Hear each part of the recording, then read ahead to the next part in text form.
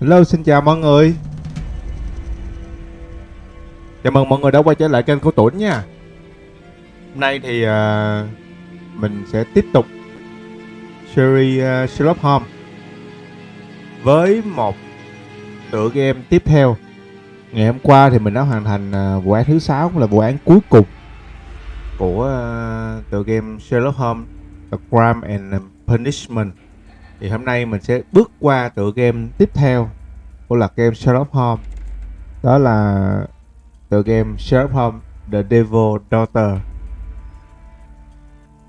Nếu các bạn thích kênh của mình, có thể cho mình một nút chuông đăng ký và một nút chuông thông báo, cũng như là đóng góp ý kiến để mình xây dựng kênh một cách phong phú hơn.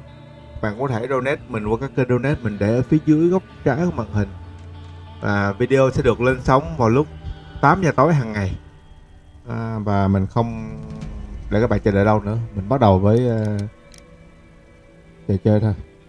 Cái này mình có hai cái lựa chọn: bậc thầy trinh thám.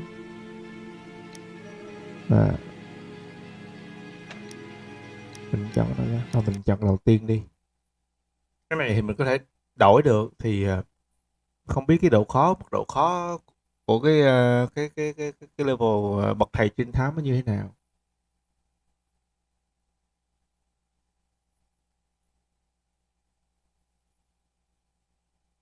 Đây, vụ án đầu tiên trong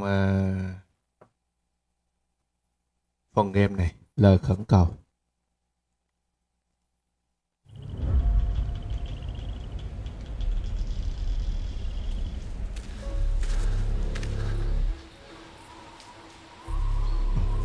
Nó thấy là đồ họa của cái phần này là nâng cấp hơn so với phần trước. Thì phần này ra cách cái phần trước thì 2 năm. Phần này ra khoảng năm 2016.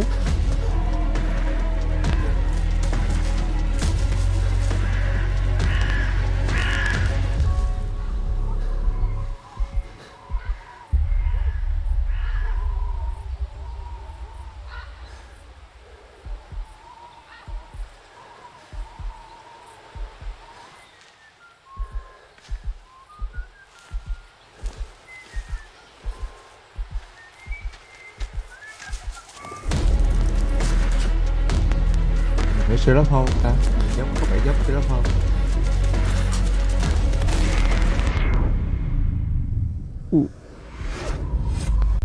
Dạ. 48 giờ trước đó. Phần này thì mình đã có Việt hóa rồi, nên mọi người theo dõi sẽ dễ hơn.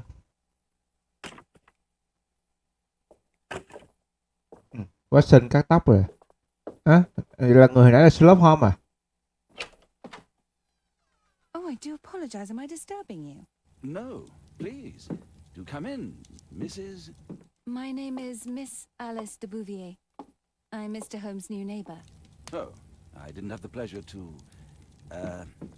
I am Dr. John Watson. Could we provide you with any assistance? She is not the concern, Watson. I'm... Then, what is this about? That child standing sniffling behind her. Get rid of him, Watson. But he is shivering with cold. And he is upset. What happened to him? Little Tom knocked at the wrong door. Oh, for crying out loud. Oh, boy, come in. Warm yourself by the fire. Can I offer you a cup of tea, Mr. Bouvier? Well, It is not as though we are disturbing you-know-who, are we? I suppose not.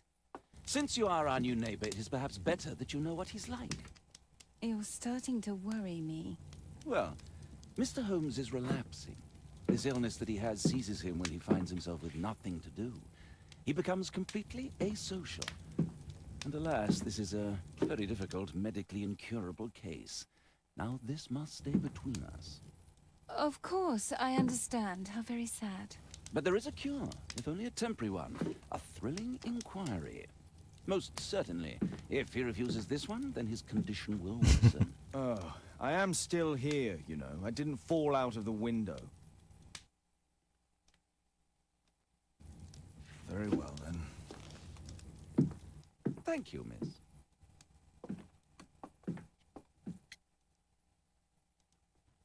Mình phải xem bé này. Thì cái cách phá án này nó vẫn như phần 1 luôn, chúng ta chơi thôi. Mắt đỏ, khóc. Phần này nó là cho mình chọn cái này nữa. Da nhợt nhạt, suy dinh dưỡng, sinh năm 1887, 7 tuổi. Này, bố mẹ chu đáo, bản đồ London, biết đọc và sử dụng bản đồ. Đây này, bị tổn thương chứ không phải bị dị tật. Mắt này hả? Là Mỹ là khóc. Không đúng à? Ơ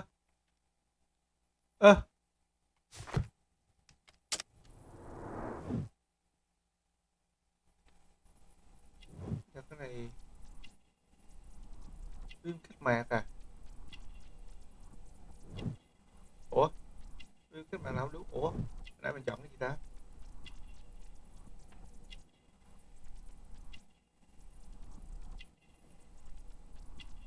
Ủa, hay đổi sao?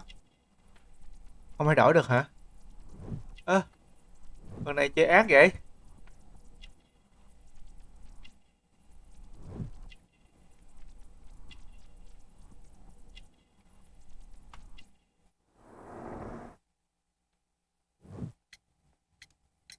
Now tell me, boy, what brings you here?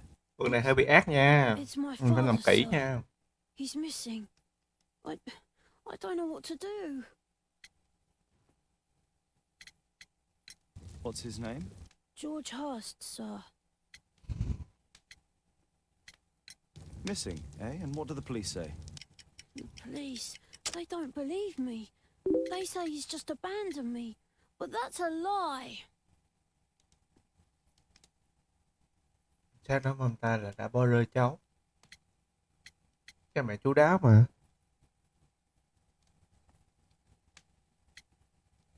Đúng không?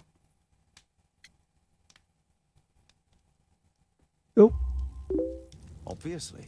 Your clothes are well mended and you can read. Your parents may be poor, but you are loved. Yeah, well, it's just the two of us now. My mother died when I was a little one. And that's just one more reason for not leaving you. Your father doesn't seem the irresponsible type. He's very good to you. Well, that's right. But he has no fixed work, so he often takes odd jobs for the day, 'cause that's all he can find. Only this time, he didn't come home. Những gì đã xảy And when ra? was the last time you saw him? 3 weeks ago, he left for a new job, but this time, he was acting a bit strange and angry. Strange? In what way? He said to me, "Son, I'm out on a special job.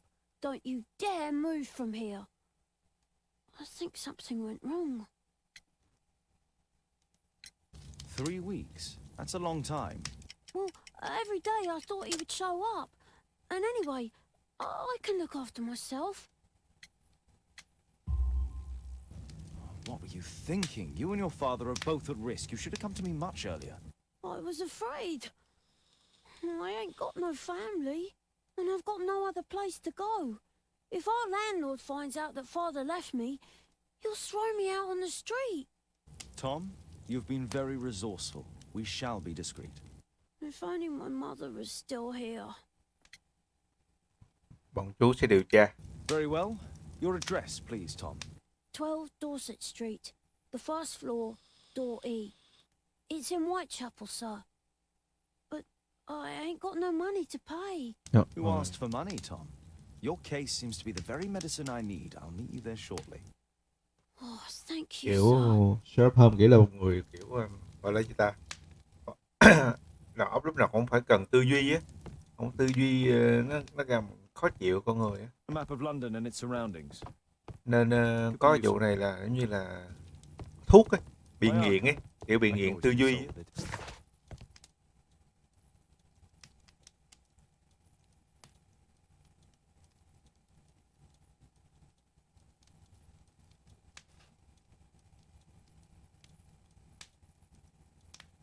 có vụ này nữa hả? Trời, giờ mới biết luôn á.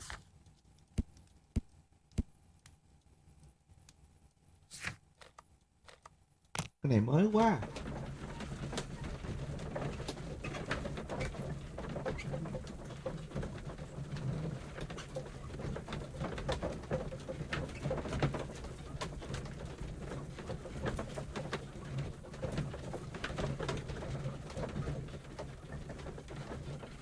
Này nghĩ là một cái cải tiến trong cái phần gameplay. Ta đường này quen dữ vậy ta, giống như phần tháo ấy. Rồi mặc bộ đồ này cái hơi phèn, kệ đi.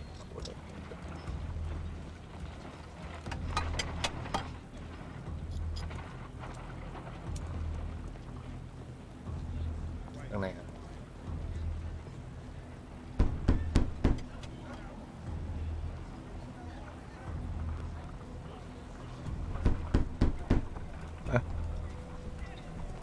Dorset Street nè. Dorset Street.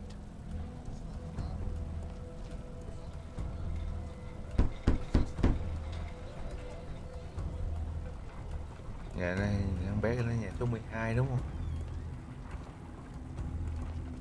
13 15 12 này.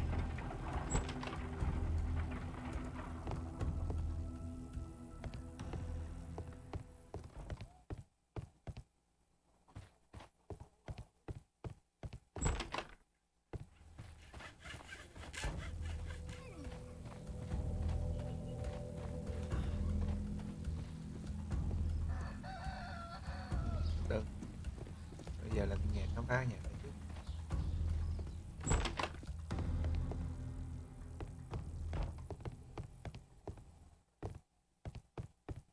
Phòng E. À, căn này là phòng E. Đây, phòng E đây.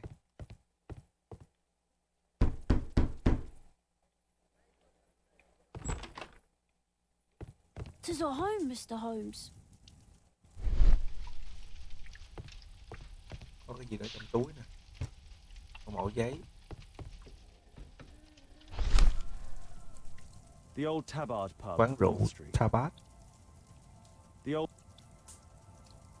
glue, probably taken from a wall. Old clothes, soiled and worn. Bị The dột. roof leaks all the time. Nè bị dột. Father used to fix it. Gì đây? Vàng. Hóa đơn. My mother, sir. She died when I was very young. Đồng nghiệp My nhóc. father told me what she was like, but that's all I have. I'm sorry, Tom. My mother left me when I was very young too.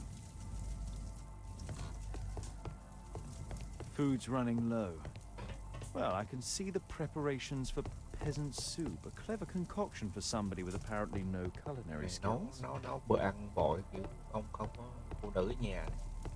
Nên nấu ăn rất là bình thường.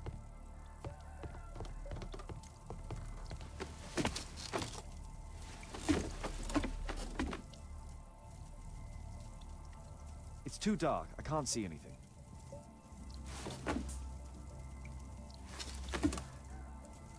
Phải mở đèn hả? It's too dark. It's too... Tôi kiếm cho mở đèn hả? Nhà này làm gì có đèn?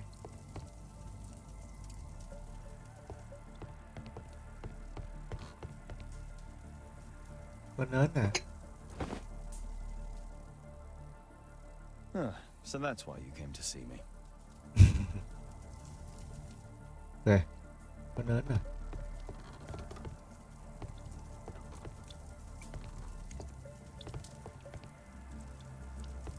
Ồ, lấy không được. À đây.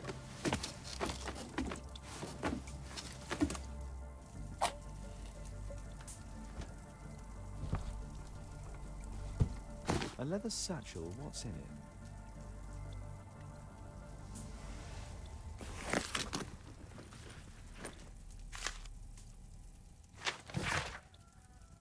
Thư gửi George Host là cha của đứa bé. Tôi biết rằng anh khó tìm được việc làm và anh cần quần áo thức ăn cho con trai của anh. Vì vậy tôi đính kèm bức thư này là một tờ rơi quán rượu. Tôi nghĩ rằng có một đồng nghiệp ở đó đang cung cấp công việc đặc biệt. Tôi mong rằng nó có thể giúp anh.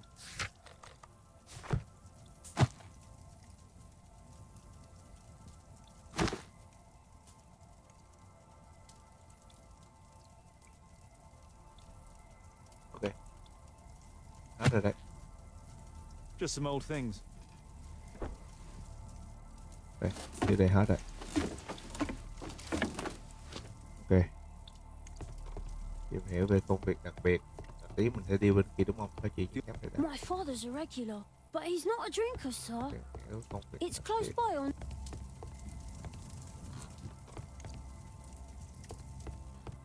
Food's running low. It's already 3 weeks since George Hurst Check lại lần nữa coi disappeared. nha. A collection of worn-out and second-hand books. George Hurst was providing his son with the best education that he could afford. Father bought all the... Xong rồi. Please, sir, find my... Thì mình phải đi đến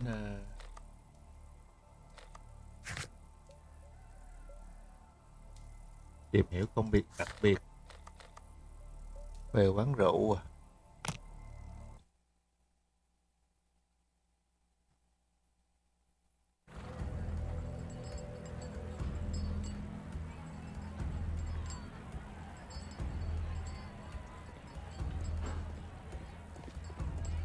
Whitechapel.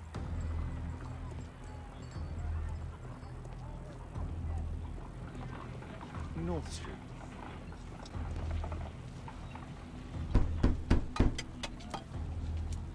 Sorry, I'm working. I can't open the door.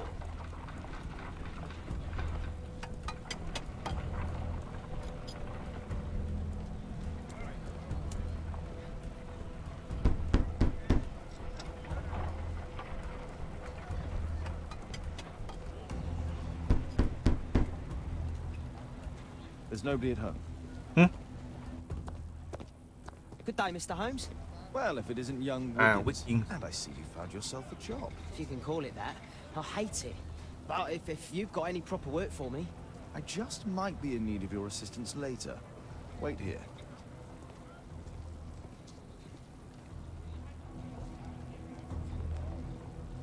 At your service, Mr. Holmes.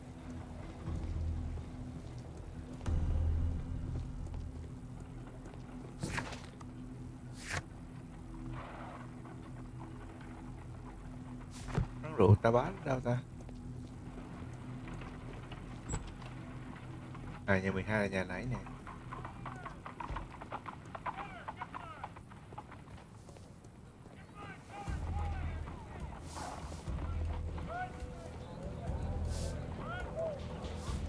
Dorset Street. Map này mình cảm thấy là mình có thể di chuyển được rộng hơn á. Không vô được à? Ê, cũng mở cửa.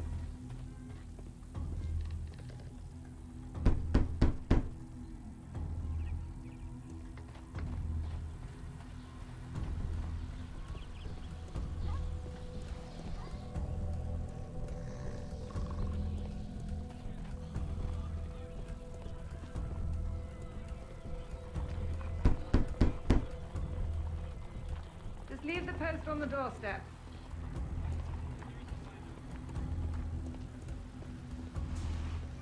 Mình cảm thấy là có nhiều cái mình có thể tương tác được. Dorset Street.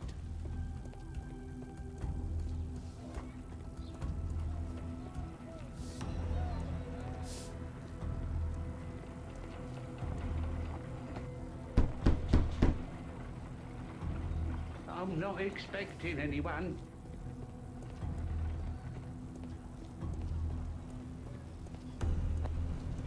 At your service, Mr. Holmes. Quán rượu hả? À, đúng rồi, quán rượu nè. Rồi, đất ơi. I need to Earwig to find out who is offering this special job.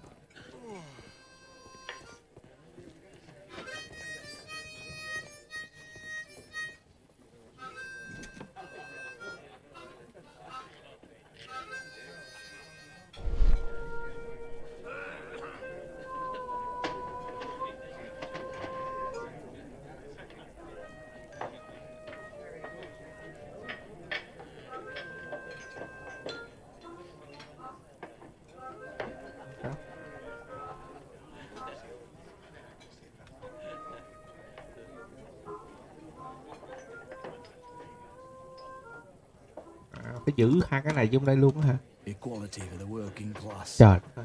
Khó nha. Glad I'm my own boss. I can complain only to myself. Or to Watson.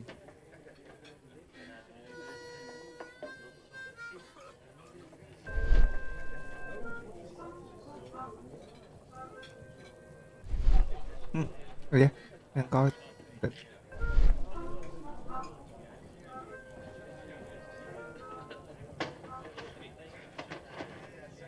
The man who's offering that special job has a proper set of mutton chop whiskers. À đây rồi. Công việc đặc biệt.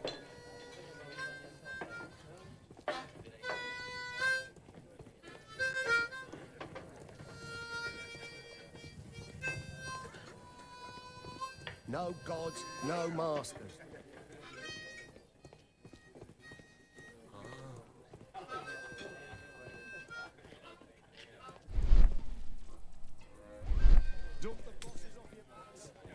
There's no one to eavesdrop on from here. À ngồi đây. There's no one to eavesdrop on from here.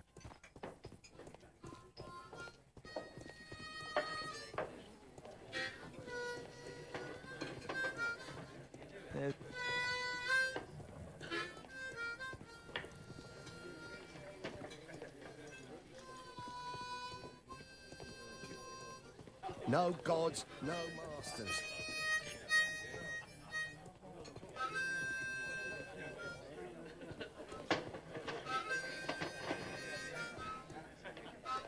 The longer the picket line, the shorter the strike.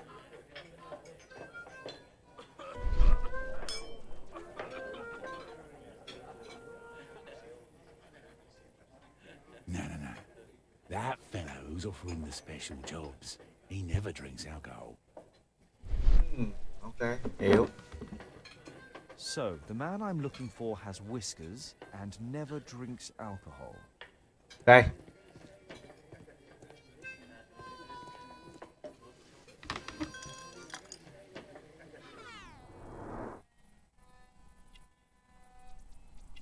Rau. Không bao giờ uống rượu. Đúng This rồi. must be the man that I'm looking for.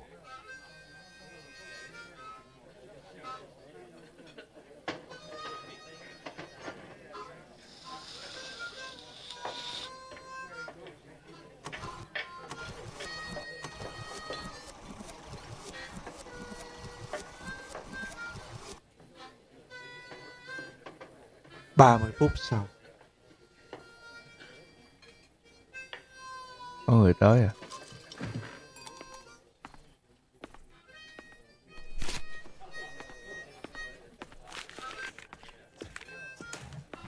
Có mẫu giấy kìa. Nhặt lên xem.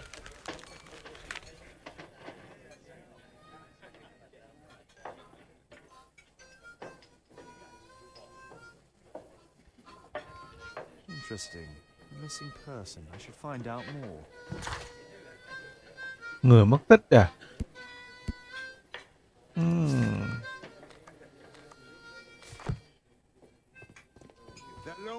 Công việc ở quán này xong chưa? Vẫn chưa xong.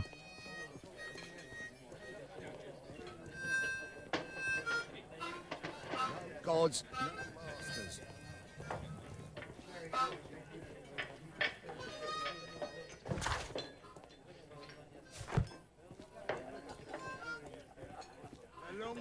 Mình nên đi đâu nữa ta? Theo ông kia.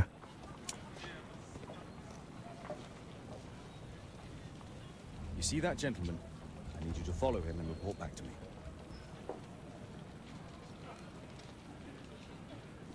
All right, Mr. Holmes. Ok. Theo dõi đi. À, mình đóng dây quyết kiên à. Hợp lý, hợp lý.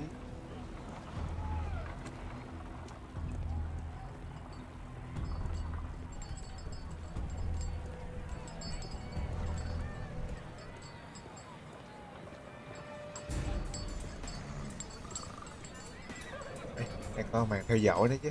Quiet chap who never changes. Dirt and beggars everywhere. Get away from me, boy. Khó, khó nha, không được. À, có chỗ nắp.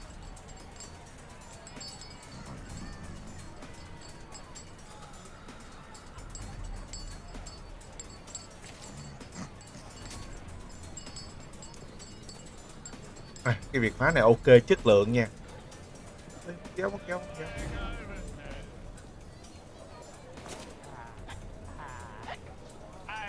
Hết hồn, tí nữa là cút à.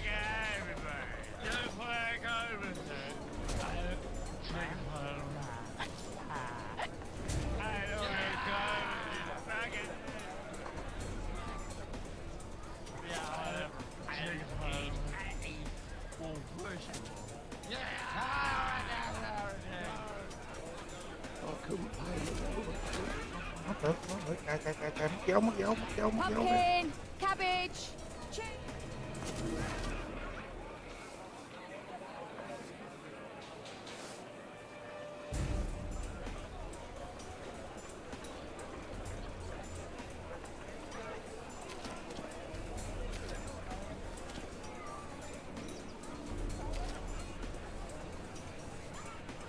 Chơi có vẻ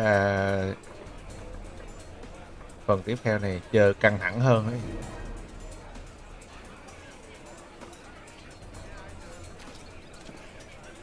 Nó đứng hoài luôn kìa. Phát đi chứ.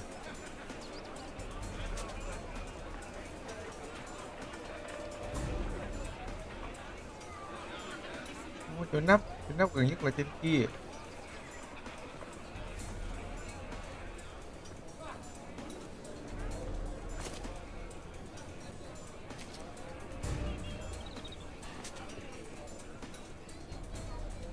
À.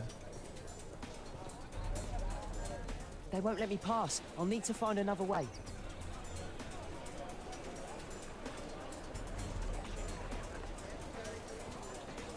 Rich folk think they're dogs. I can't. Living costs are too much these days. My son has to work down the sewers. He's only 7.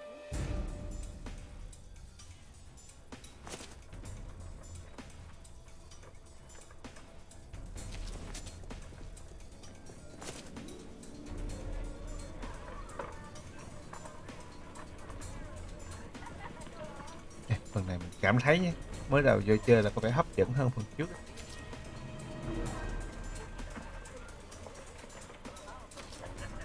Là có nhiều cái để mình làm hơn ấy. Take a brush and get in there.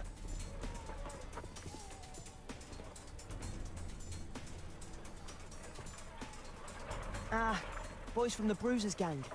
Better keep out of their way. Stop crying and get to work. What are you waiting for?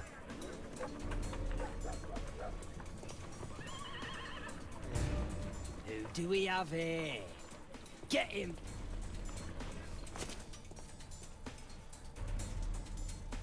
Bỏ mở rồi. Nhưng mình đi sai hay sao á? Mình đi sai rồi. À đúng rồi. Đường khác à?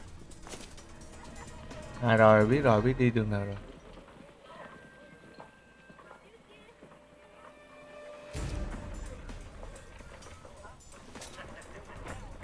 Đường nắp đi.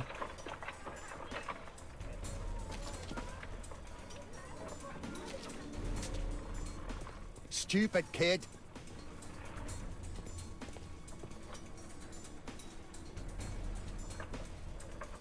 Ah, boys from the Bruisers gang.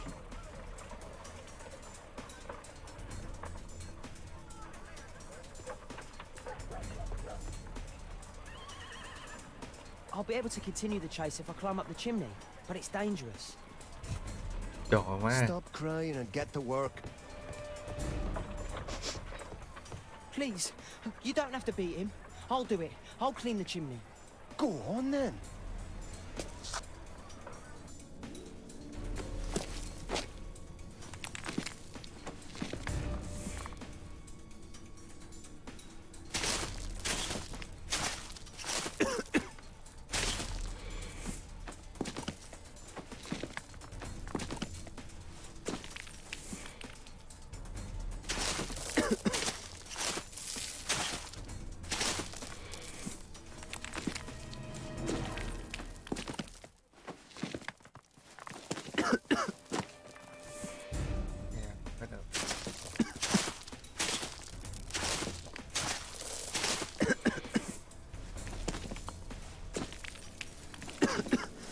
Tới rồi, tới. Đỡ ho. He's still here, that's a relief. Giống Assassin's Creed luôn vậy. Hơi giống Assassin's Creed rồi nha.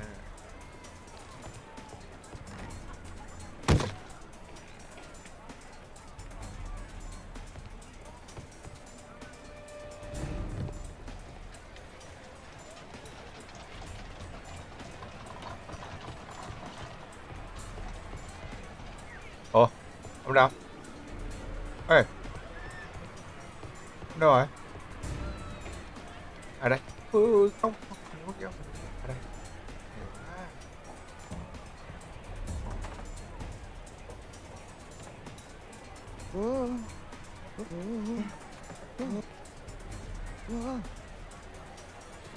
Ôi, phần này nhiều cái nó khó dữ rồi tia.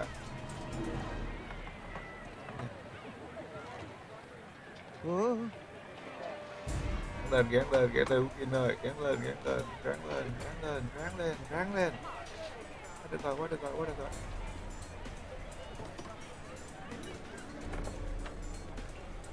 Rồi, quá được rồi.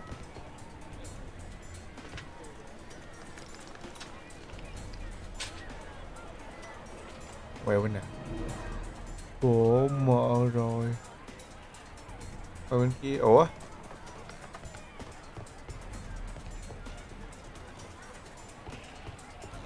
Sao nó quẹo bên kia? Đi đường nào? Kìa.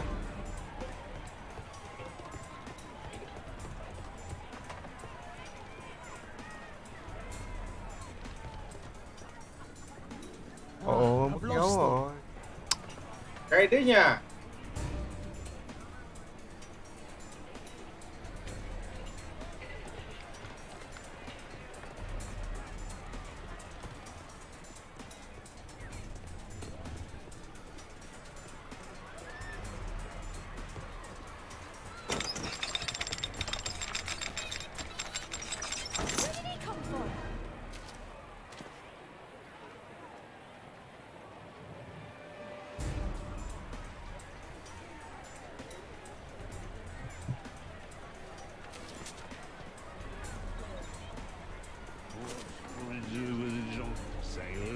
shall we do with the drunken sailor? What shall we do with the drunken sailor in the morning?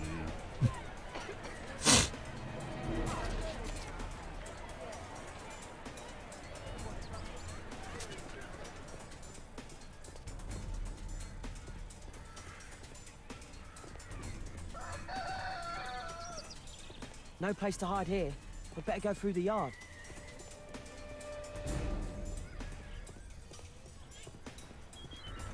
Oi, what are you doing in my garden?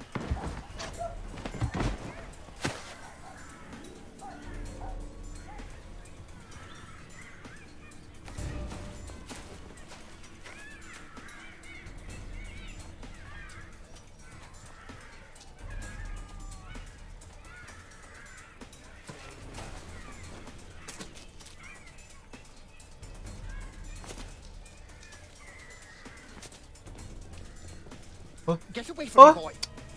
Trời ơi, tự nhiên cái đi ra gì? Đen chui mượt. Trời ơi, đi lại khúc này luôn á. Trời ơi.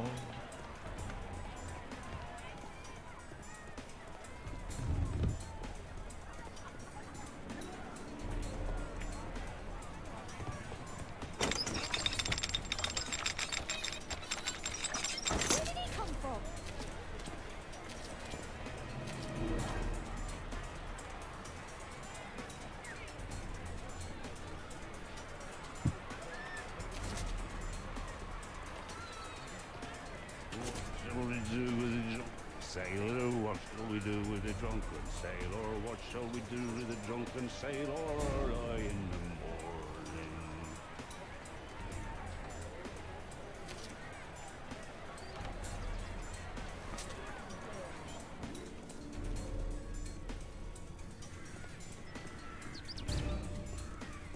No place to hide here. We'd better go through the yard. Oi, what are you doing in my garden?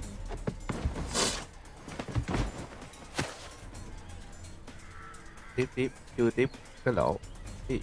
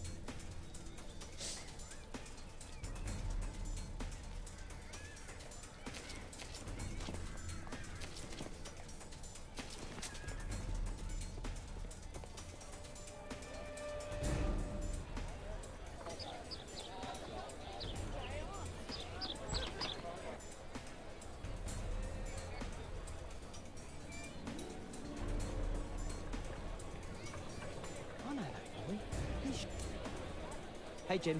Can you lend me your kit? I'm on a secret mission for Mr. Holmes.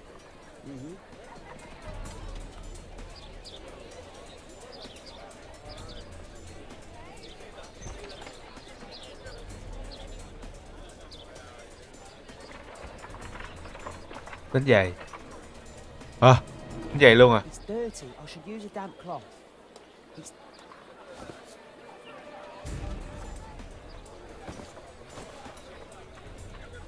I should remove.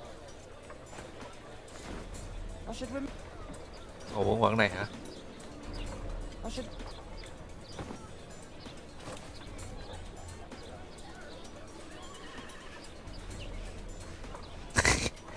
Rồi, giả lập đánh giày à, ấy biểu.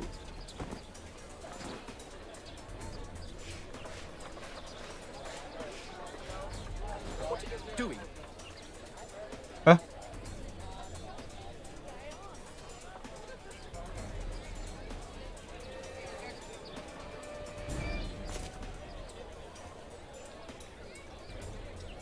Đi vòng về tới đây lại à?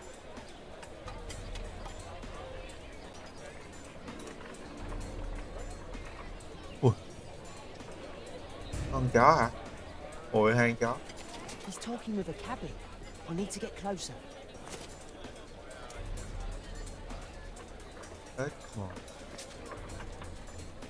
Damn! I need to find another way. Alas, the weather's good. Last week was freezing. I'm praying it doesn't get cold again. Rồi.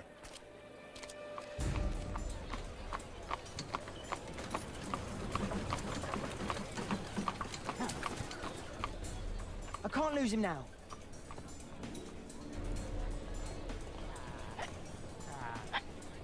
I've lost him.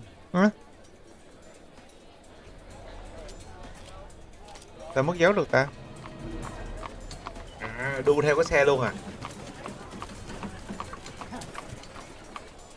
I can't lose him now.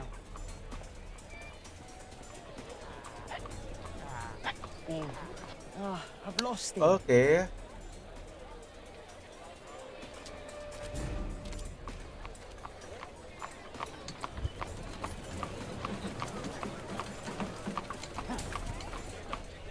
I can't lose him now.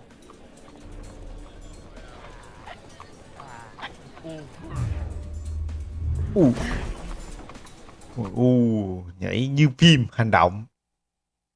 Này hấp dẫn nè.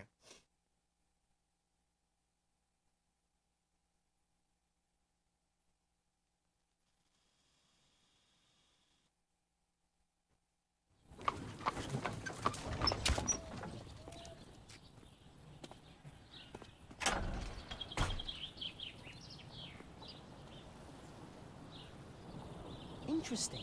What's going on in the yard?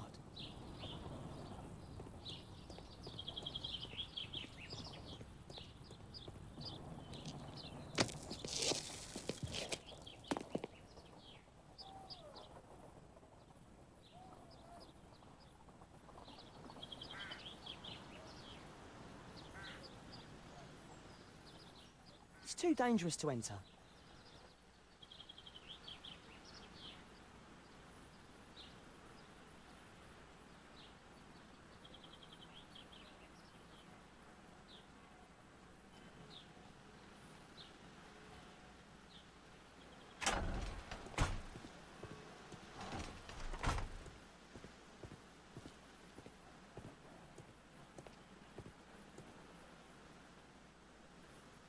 I can't see what's inside.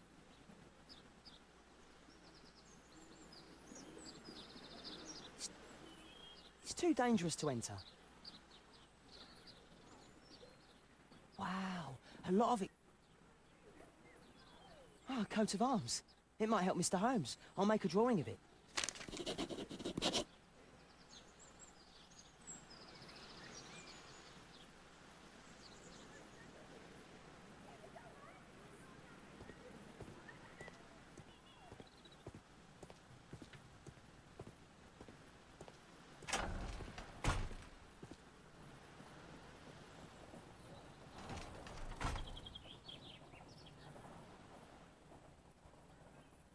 Do only 2 people live here?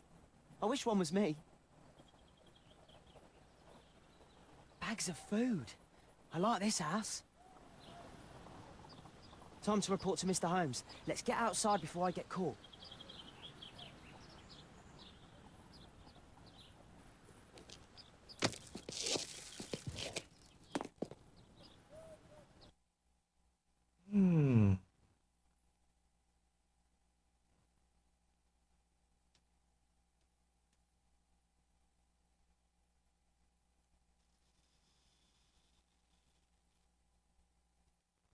Wigan's tale was quite unusual.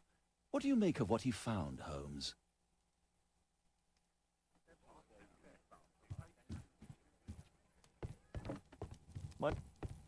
My archive.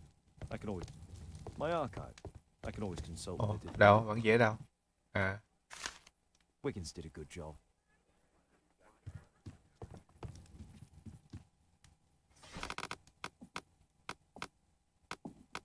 Biểu tượng. That's not the one I need. That's not... Ồ, áo giáp đây. Bá Tước hả? À, Bá Tước Smash. So this man could be Lord Marsh. Huh. A lord who hangs around in a public house. Let's pay a visit to Lord Marsh. We'll pretend that we're interested in his charitable activities. Cũng thay đồ hả? Thay đồ nó chỉnh chu xíu chứ. Mr. Holmes, you have a visitor. Oh, just ask him to wait. I'm afraid that won't be possible. This young lady refuses to wait for anything. What? Father! Caitlin! Miss Caitlin's boarding school was flooded. Everyone was sent home. As if it could smell any mustier. My word, how is it possible that you have grown up so fast? You'll be staying. Wherever will we put you? Holmes, I'll give her my room, of course. What do you have to say, Kate? You're on a new case.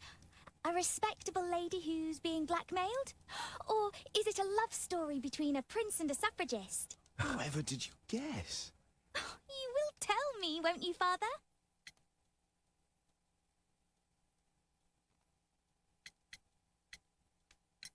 We'll see. If you behave. All right, then. Have fun. I'll go and unpack. Will you help me, Mrs. Hudson?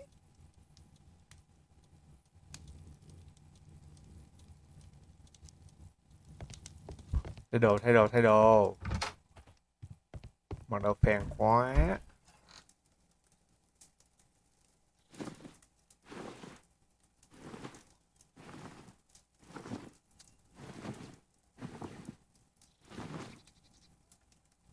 Ok. Làm tóc được không?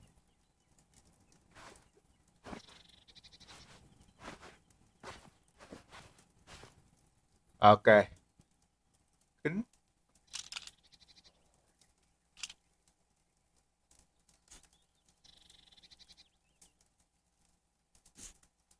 Ok. Hợp lý rồi.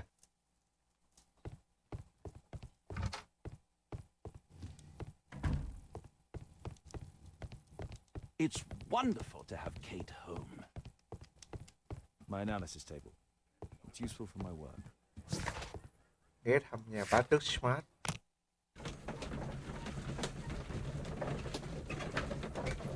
Nhìn tri thức hơn hẳn. Nhìn tri thức hơn hẳn ha.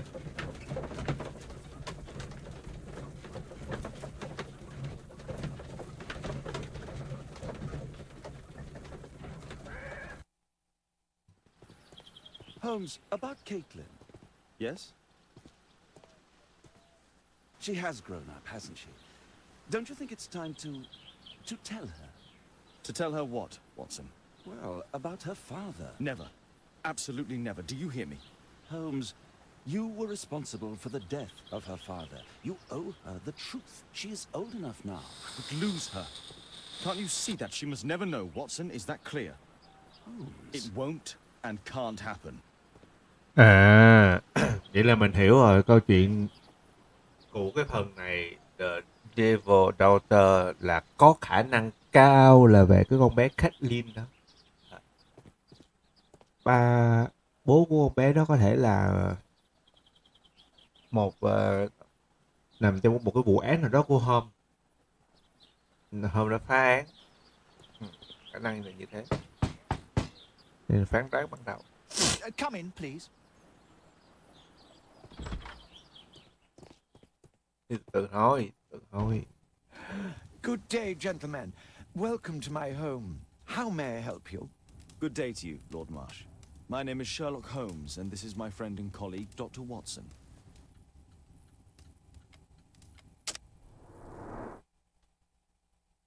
Mặt ông này ghê với người ta. Ông thấy không khỏe.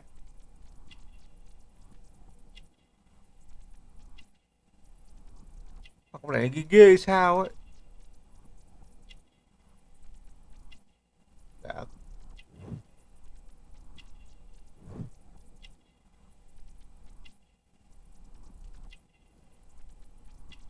Cái này bị bệnh. Nếu mà đúng. Ủa? À, hôm nay khả năng là bị bệnh rồi.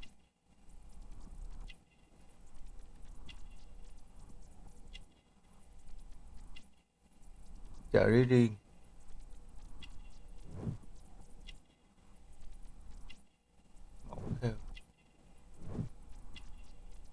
Bác sĩ à?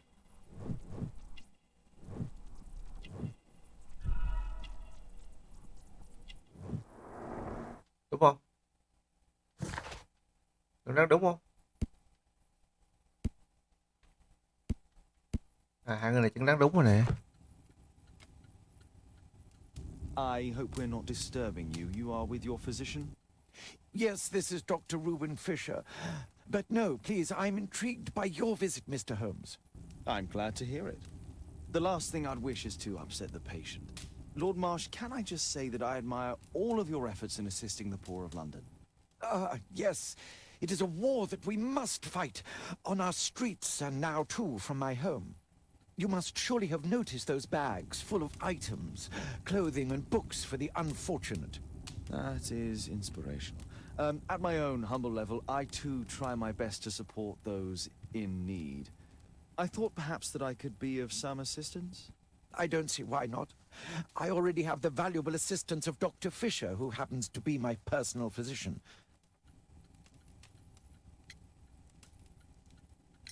It's curious. Your face seems familiar to me, Doctor. Oddly, I'm associating it with Whitechapel? Well done. You are right. I do occasionally frequent a few hostelries over there, would you believe it? Not that I am a drinker. But there, dressed as a working man, I can approach the other fellows to see if they might be interested in a special job. A special job? May I ask what you're referring to? Certainly.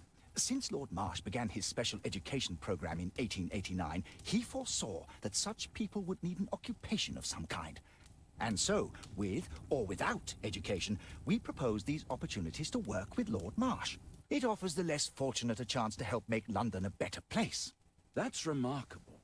Yes, indeed. In order to truly see, one requires vision, yes? but also insight, and Lord Marsh has believed this since he was a child. Oh, Dr. Fisher makes it all sound so romantic. Let's close this topic. Nó về căn bệnh của cái ông này. Forgive me, Lord Marsh. You're looking very pale. Might I offer Dr. Watson's assistance? That is kind of you, but I feel confident that I can provide Lord Marsh with the care that he requires. How long have you been like this, my lord? I'm fine, Dr. Watson. Don't fuss. It's only influenza. I'll be better in a few... In that case, why are you taking such powerful painkillers? Excuse me, what do you mean? Mr. Holmes is referring to the pills on your table. I'm sorry, but that's a medical confidentiality. Is there something... Lord Marsh believes that he can help all these poor people. I'm intrigued by the special... Một số giấy tờ, tài liệu có con dấu.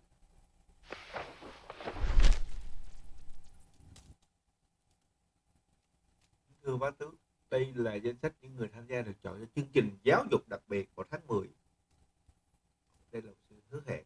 Còn có tên của John Strobridge. I've seen this name before. It was on a missing persons poster.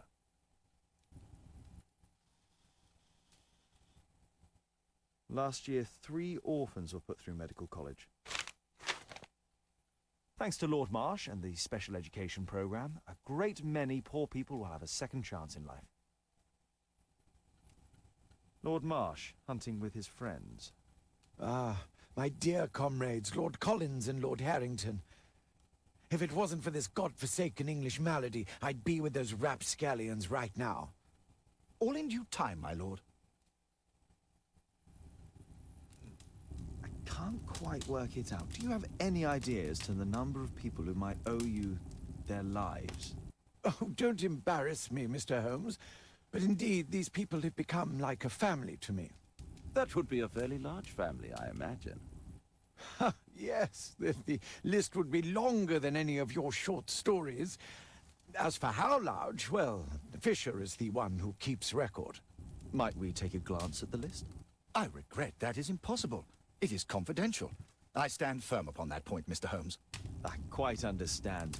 We'll most certainly send a donation towards your educational program. I shall take my leave then. I thank you both and I wish you all the very best, gentlemen. Likewise, Mr. Holmes.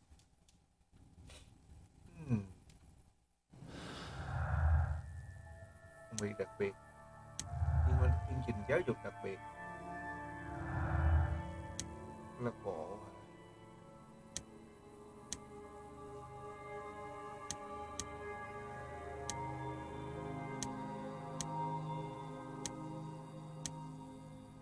cái này nó đang chưa có gì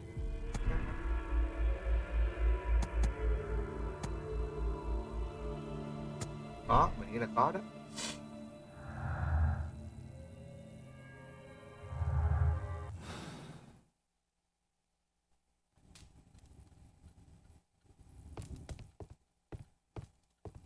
It appears that Lord Marsh spent a great deal of his money on aiding the poor. A provision dealing with the paupers of Whitechapel. Lord Marsh even helps hospitals. I'm gratified by your interest in my charity. You're the first who has offered to help. I've never seen so many provisions for the poor, and certainly not in a lord's house. Bags full of food. Aid for the paupers of Lambeth Workhouse. Humanitarian aid for an orphanage. It's extremely honourable to devote one's whole... Locked. It's shut tight. Lâu được không?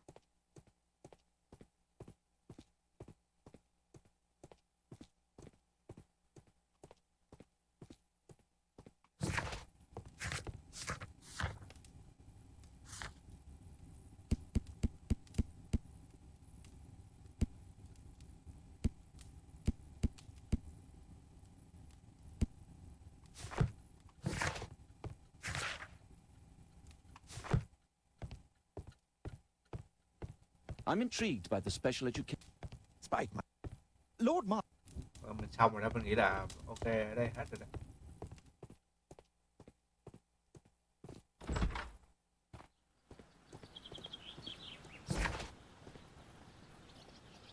Nghĩ là nên về với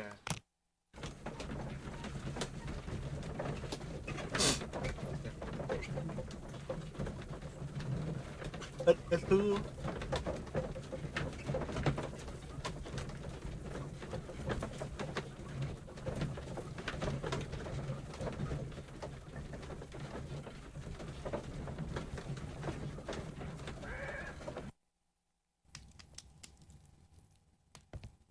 My archive. I can always consult with it if needed.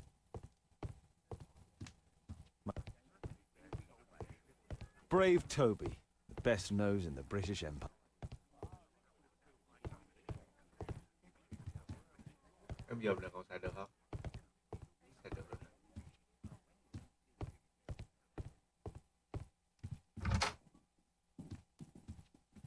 Bây giờ luôn có luôn có đường xuống này. Trước là đâu có xuống được đâu, lúc trước là mình ra khỏi đây nó sẽ hiện cái bản đồ lên để mình đi. Cái phần trước ấy.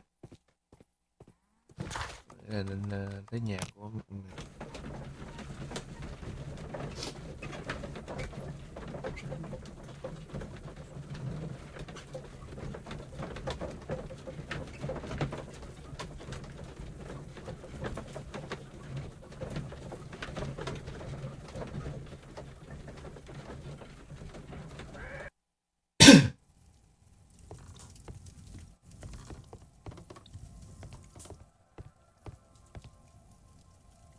Mr. Holmes, do you have any news about my father? Tom, not so fast.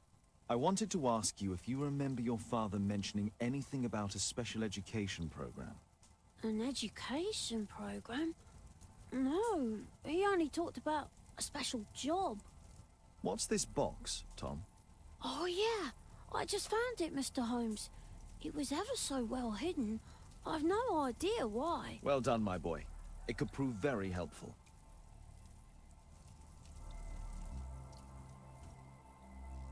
Chìa khóa này. A ramrod to clean a rifle. Có huy hiệu xăng rồi. Jack. Looks like a military badge. This oil can also be used on weapons. Tom, does your father own a rifle? A rifle? No. If he had, he would have shown it me. I'm sure that he wouldn't have shown it you. I need to find this rifle.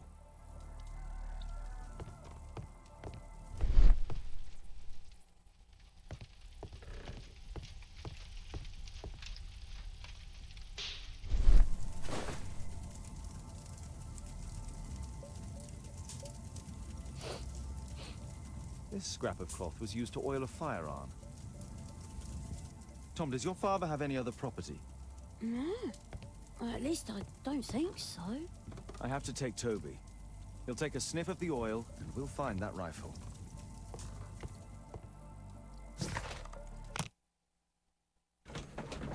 Về đến Toby đây.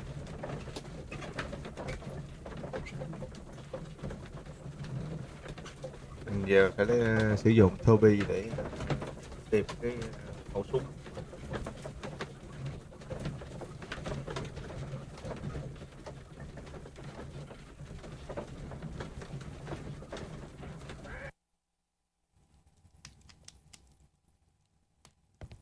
Toby, đi rồi. Come on, Toby. It's time for you to earn your keep. Dễ thương ha. Watson? I prefer to visit Lord Marsh. I'm worried about the condition of his health.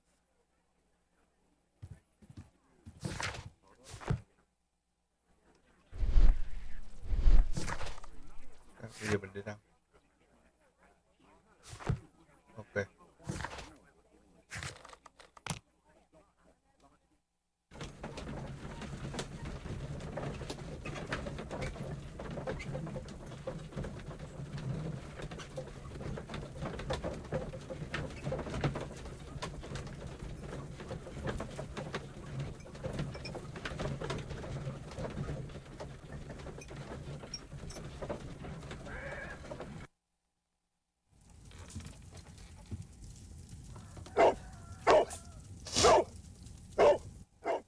Search, Toby, search.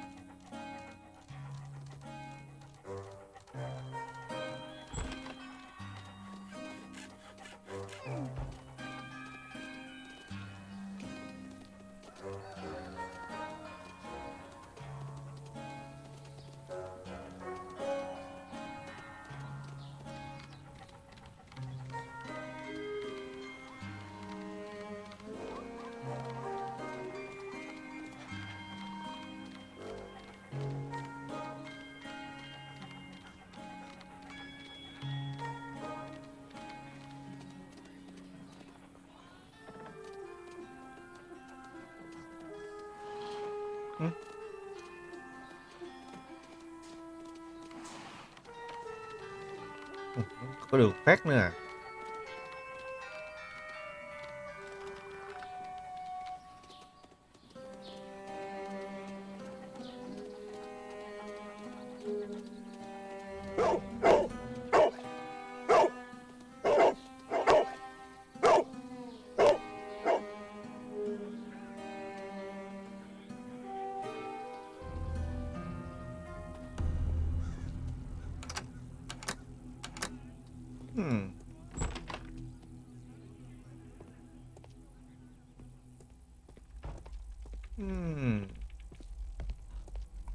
Hầm. Pile of rubbish. Phế liệu.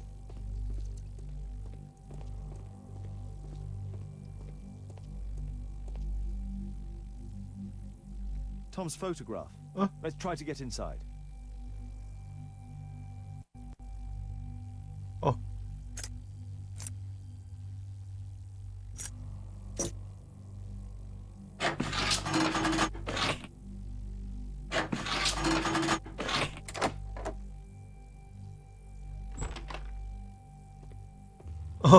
Mở khóa chưa? Chọn mở khóa này mới này.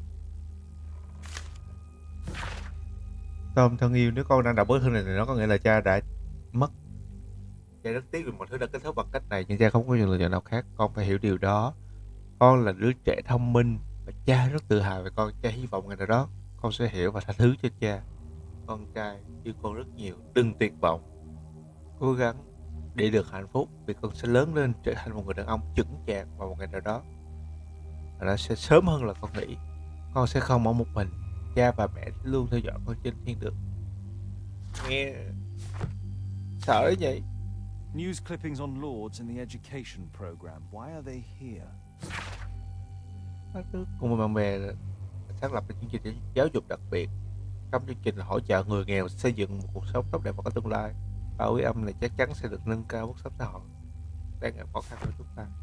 Let's compare this list with the evidence that we found earlier. This is the list of selected participants for October's special education Danh sách này program. là bên nhà của Bá Tước này. According to this poster, John Strobridge is missing. Let's compare them with people from Hearst documents.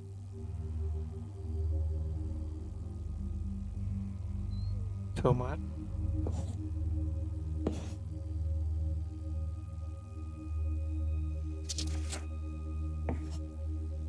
Ồ. Ồ.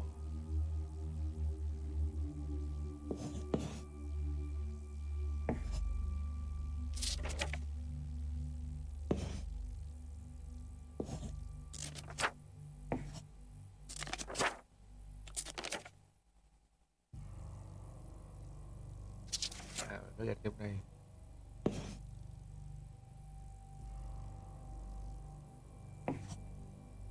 This man appears in both documents.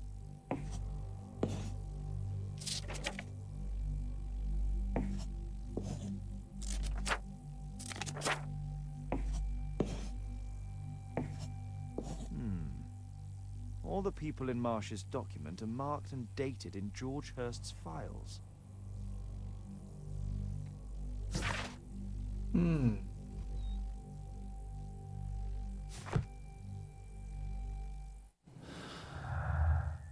Mất tích này. Thư đặc biệt. Gửi trên báo.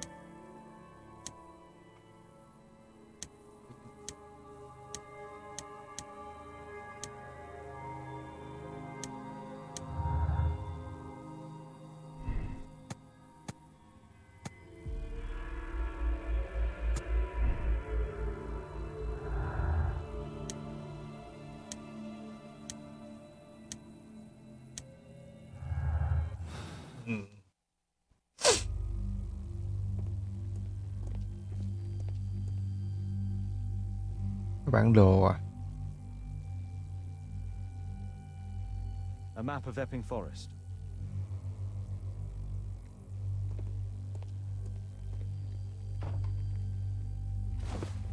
Thuốc súng à? Đạn. This case must have been full of cartridges. Bức thư nữa. Thư của người bạn. Kính thưa George. Chắc là George hết rồi.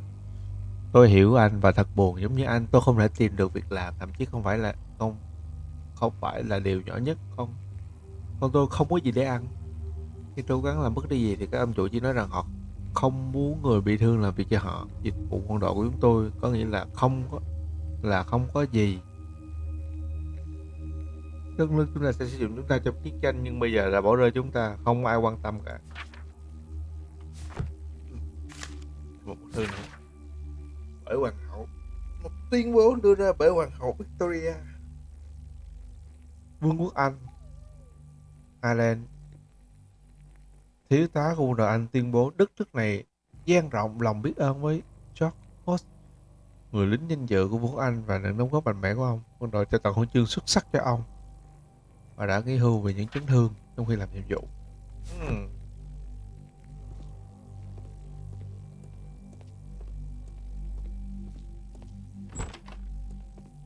Kiểm tra khu này ở đây một xíu nữa. Just rubbish. Chỉ có phế liệu. Old things. Có gì? Old... Đây cũng không có gì. Mình check hết tất cả các cửa ở đây. Mình nghĩ cửa này có vấn đề. It's not here. Ồ, không có luôn.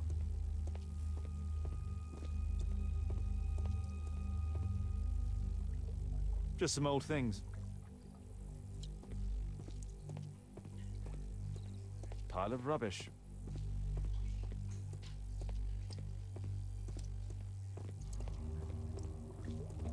Đây chết rồi. Bữa này chết rồi. Bữa này nãy mình vào. Chết rồi. Em đi ra hướng này đúng không? Bữa này chết rồi luôn. People use this cellar for storage. Nothing that could interest me.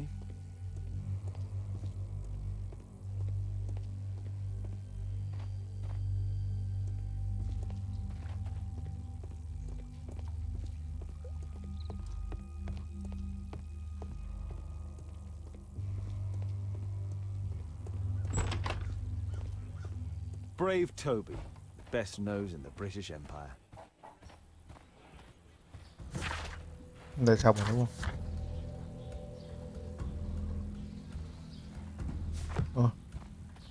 Giờ còn khẩu súng chưa tìm thấy.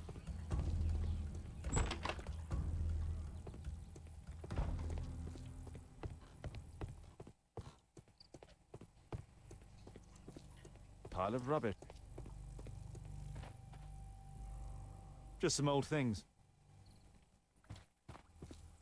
Cái khẩu súng ở đâu đó quanh đây.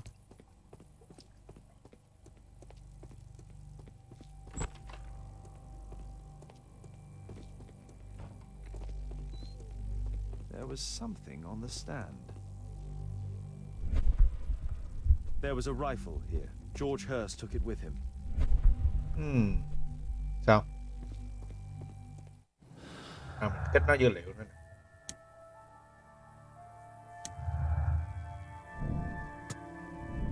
Việc đó mang tính chất bạo lực.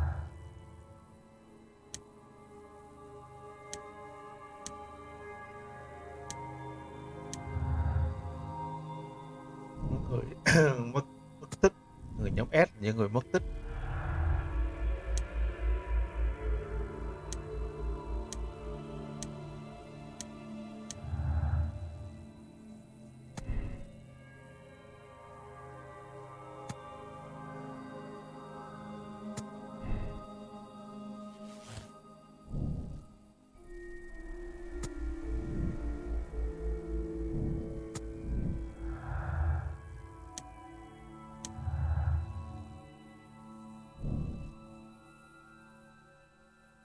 Ok.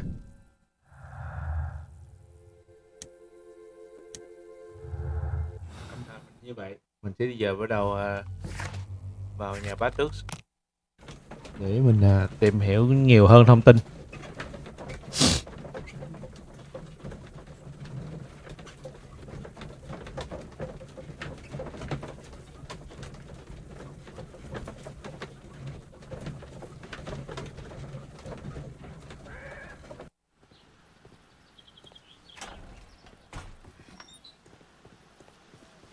Holmes, what are you doing here? What are you planning? A mission of my own. You must play the role of the conscientious doctor while I sneak inside Marsh's house. That's the only way of helping little Tom.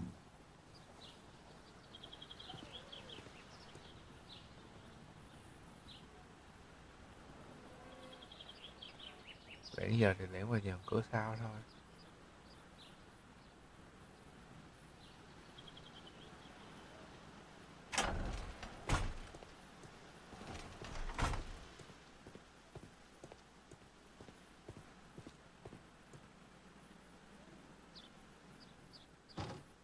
The window is firmly shut.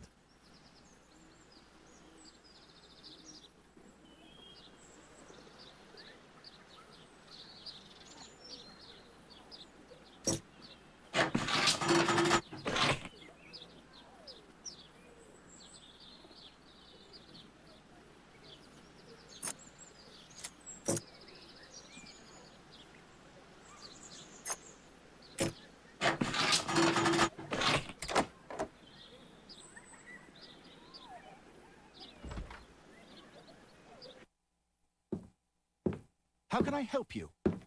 I came to visit Lord Marsh. What for? I would very much like to see Lord Marsh, if you please.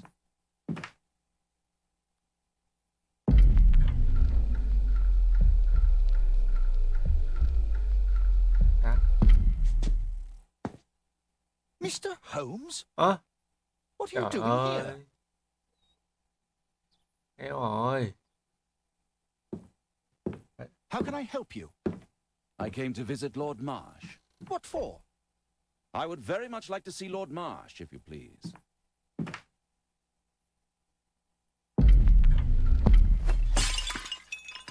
Oh, you're so clumsy. Can you please not... I have to visit Lord Marsh and offer him my services. Fisher, please, allow Dr. Watson to enter. Good job, Watson. Súng này. Bức tranh. Trời lỏng lẻo là có cái gì đó sau đây. Ồ, biết ngay có cái Let's see két. how hard to crack this safe is. Doctor, it appears that you were impatient to pay me another visit. Indeed. Will you allow me to examine you? A second opinion, so that the great Lord Marsh does not become the late Lord Marsh. Well, since you put it that way, very well. Shall I retire to your office, Lord Marsh? No, please, Doctor. I insist that you stay. I shall need your assistance. Will you break anything else? I'll try my best.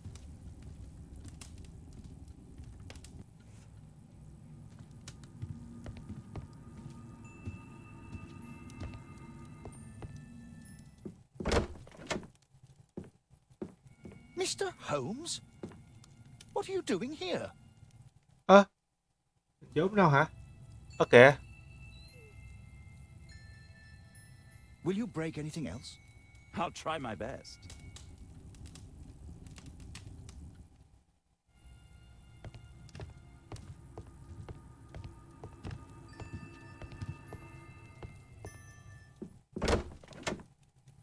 Núp đi đâu? Mr. Holmes? What are you doing here?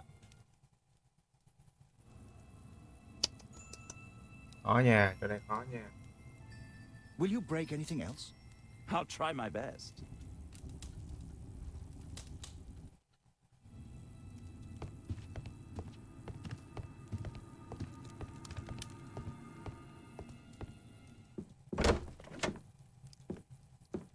Mr. Holmes? What are you doing here? Được á, không quan sát được. Chưa quan sát được rõ. Will you break anything else? I'll try my best.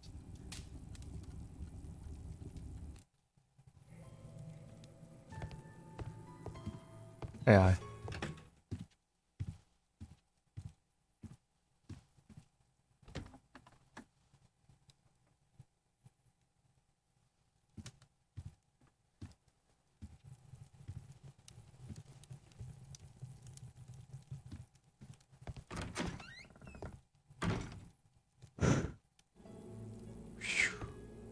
Đây, giờ lúc mở khóa.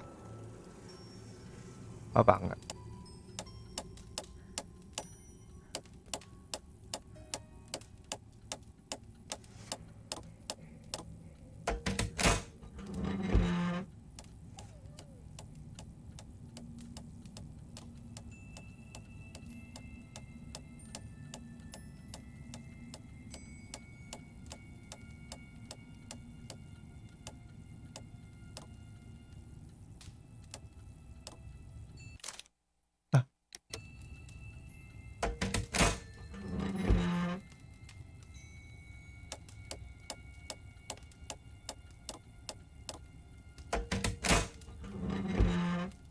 Cái này thêm ống tai nghe.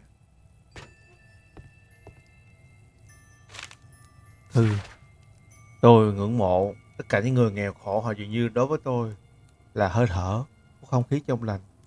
Tiếp tục tiếp xúc với họ là niềm vui và họ rất thông minh. Thông minh để cho ngoặc kép à. Không như chúng ta, có lẽ thực sự họ đã là những người lãnh chúa, còn chúng ta là những thường dân. Ngộ nha. November 7th. This means that the meeting is planned for today. Kính thưa Bá Tước Marsh, ngày 7 tháng 11, cuộc họp chúng tôi bắt đầu là khu rừng sồi. Ây da. Quá rồi.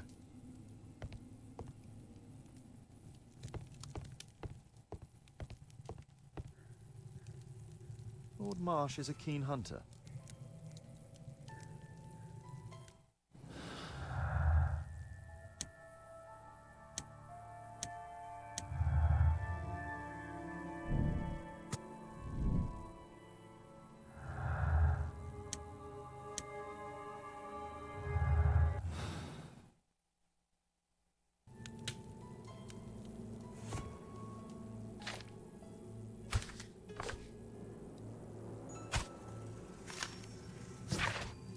Thưa Bá Tước Marsh, nhờ chương trình giáo dục đặc biệt của tờ tôi đã thay đổi.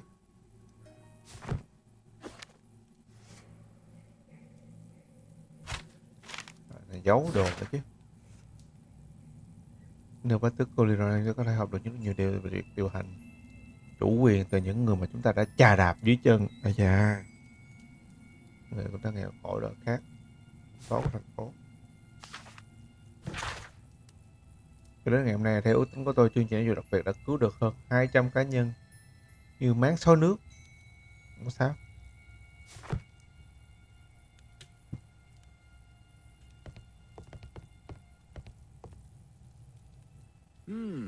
I'd suggest that your current weakness is perhaps more than a simple case of influenza, Lord Marsh. Where might your companion be, Dr. Watson? Oh, he's busy poking his nose into other people's business, I'm sure.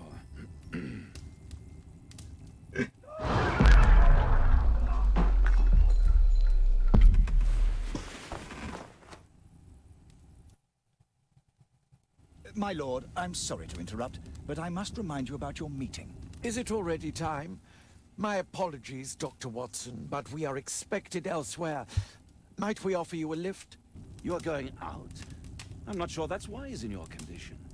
I value your opinion, but misery never rests, and I am needed. Well, do please take good care of yourself, Lord Marsh. I'll send you my diagnosis, Dr. Fisher. Thank you, Dr. Watson. Farewell.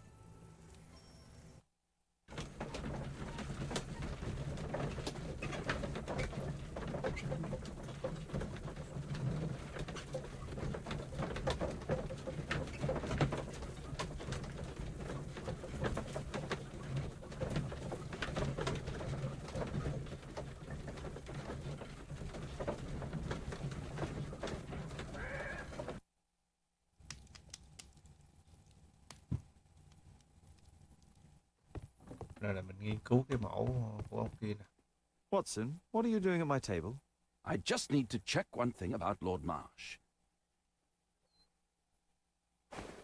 My intuition tells me that Lord Marsh is hiding something about his disease. His cough, in addition to his fever and his usage of strong painkillers, leads me to believe that he is seriously ill. Let's study it more closely.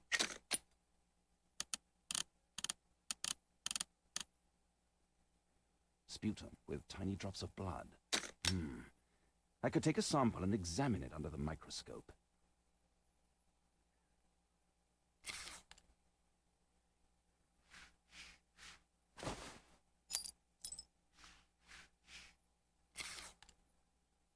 Let us apply chemicals to color the sample. I need a pipette.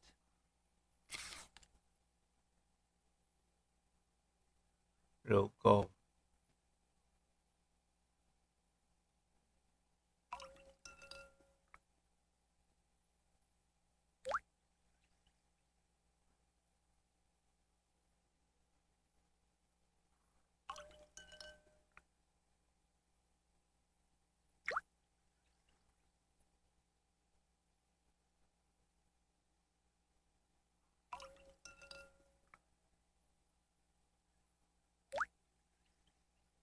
Now, let's examine the colored sample under the microscope.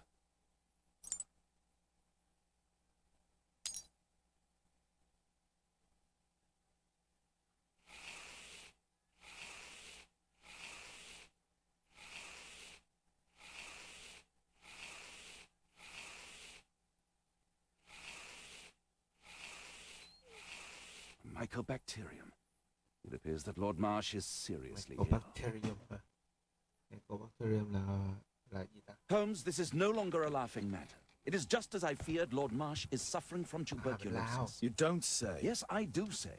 And Holmes, he will die if he is not transferred to a sanatorium as soon as possible. And yet both Lord Marsh and Dr. Fisher are doing their best to hide this fact. How interesting. But why? Why indeed, Watson? Oh, dear God. You don't think that Lord Marsh contracted tuberculosis while aiding the poor? How terrible. I have a commitment that I can't possibly cancel. Holmes, during my absence, please be extremely careful. This disease is highly contagious. And remember that we have women at home.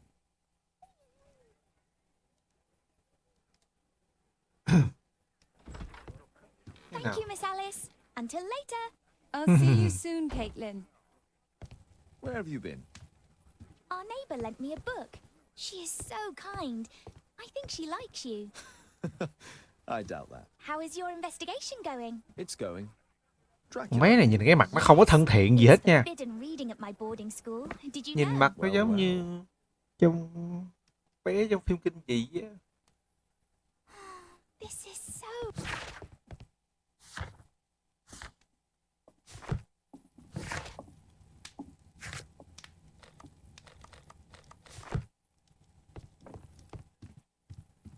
My analysis table. It's useful for my work. A map of London and its surroundings.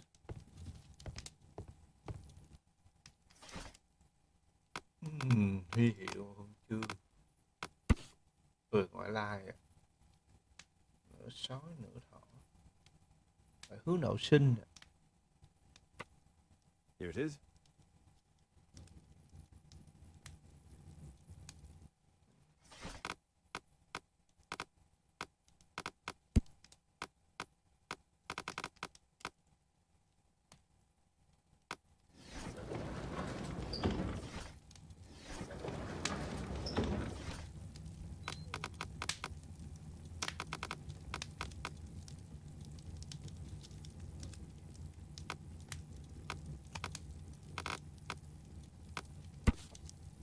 Đây rồi.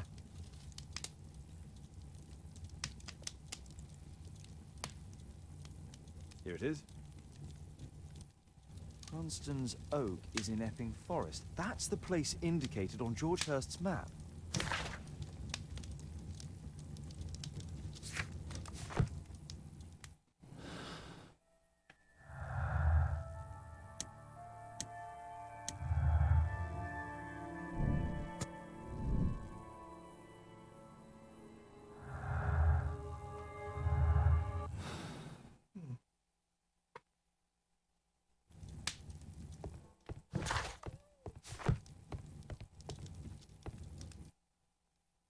Let's try to find the place.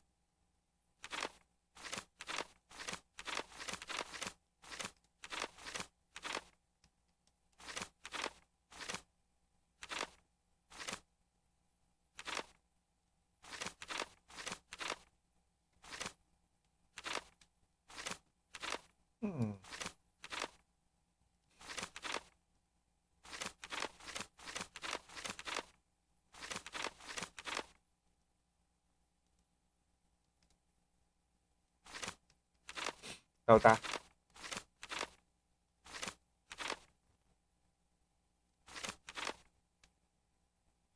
Khu rừng nó nằm đâu? Bây giờ mình xác định khu rừng đã.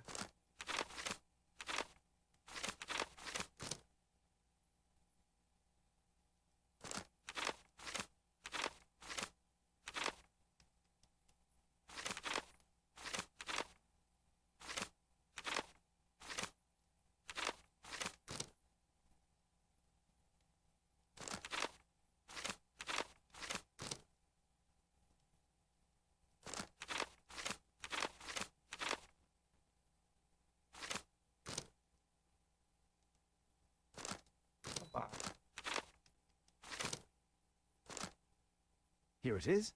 Oh. Drat. I'll need to hurry if I want to đúng rồi. find out what's going on at the forest. Khu rừng. Vô rừng. Father, that boy Wiggins, does he come here very often? He helps occasionally in some of my cases. Why do you ask? I'd like to talk to him. Talk to him? Father, back at school there are only girls to talk to. Oh, and yeah. they are so Wiggins. boring. I'm sure Wiggins has lots of exciting stories to tell about his life in London. It would be so romantic.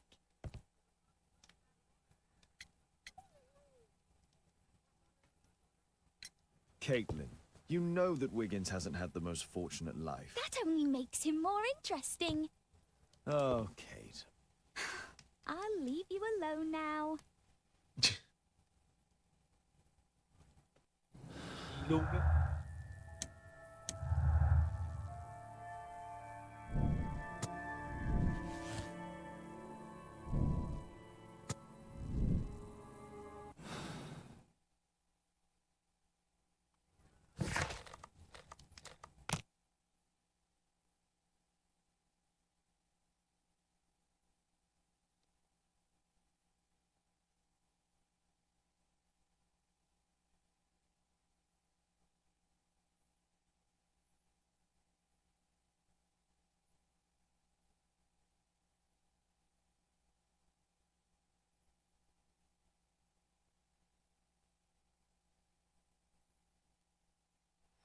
Đây, đến kết thúc câu chuyện này. Ê, đây nè. Hôm bữa rồi đúng không? Ây da, bà bị bắn rồi.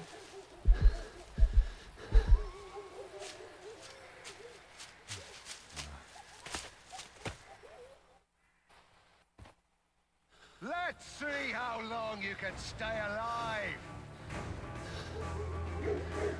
Ơ, không đi được.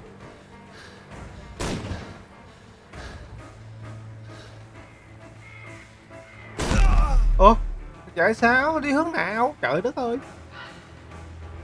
Let's see how long you can stay alive.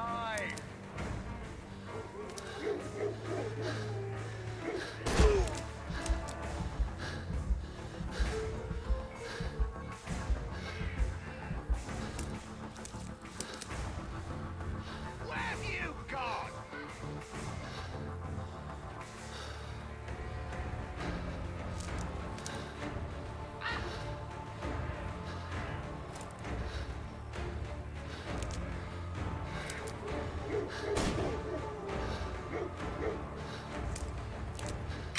Ê, trời, mía còn đạp vô cái này nữa chứ.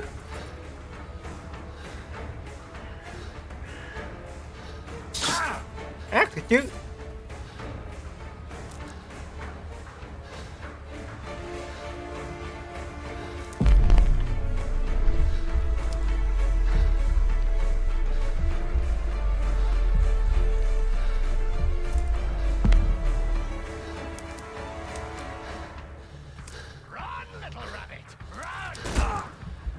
Nhé.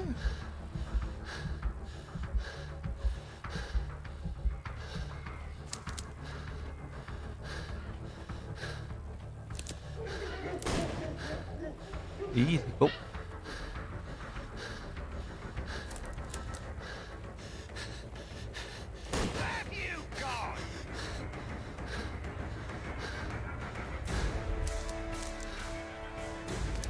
Ê, nữa.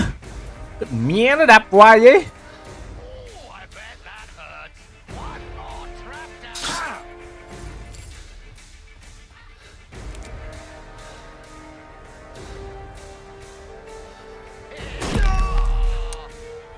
Mía đạp hai cái tráp luôn à.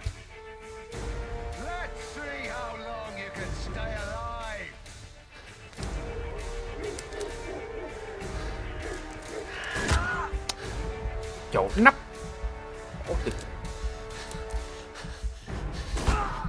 Ủa, vậy nắp chi vẫn bị bắn trúng.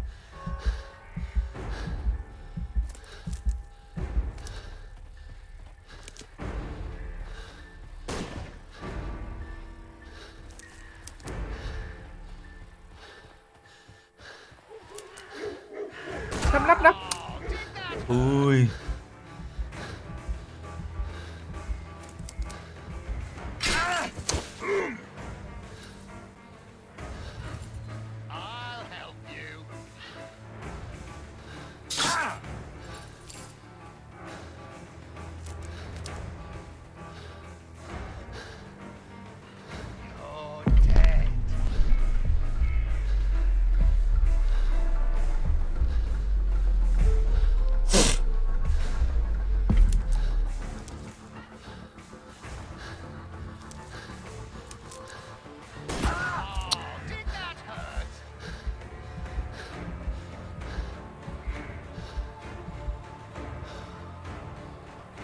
Tôi đập cháp nữa nha.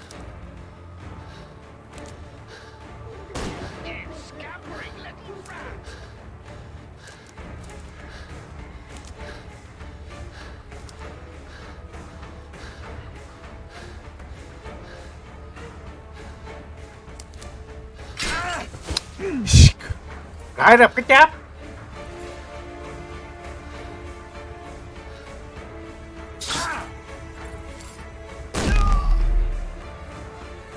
Cháp hoài luôn á.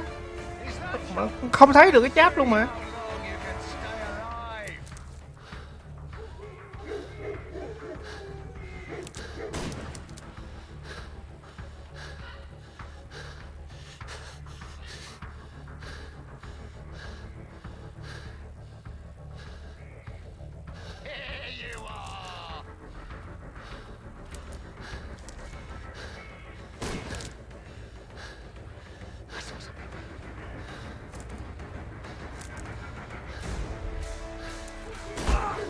Ủa nấp rồi mà.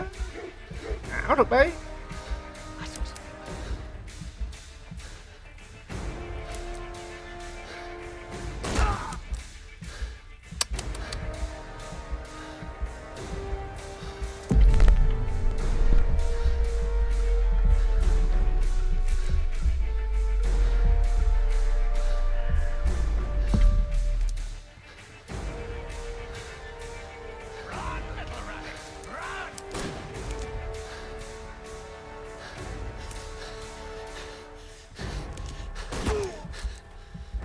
Ủa?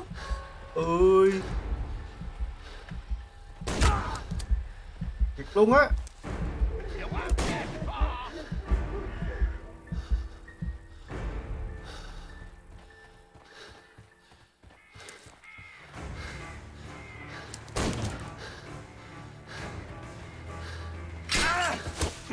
Lại đập cái bẫy ở đây.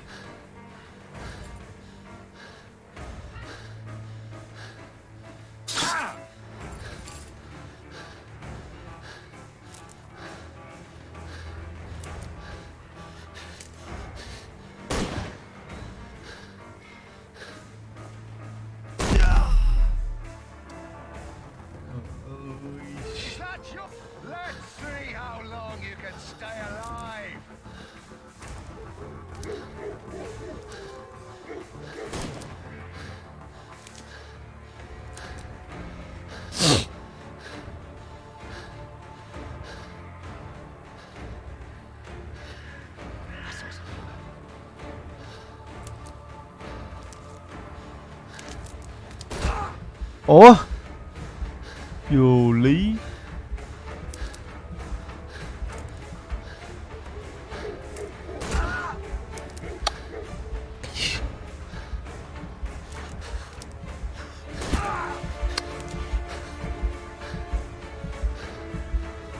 Khó chịu thiệt chứ.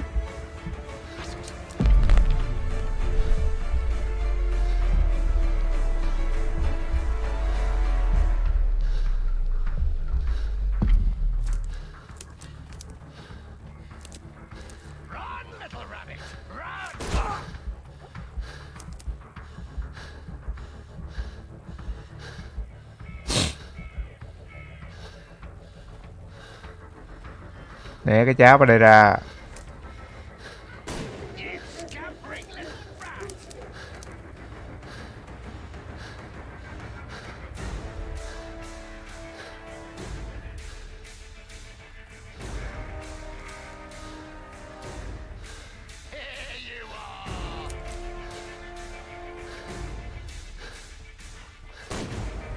Hay lắm.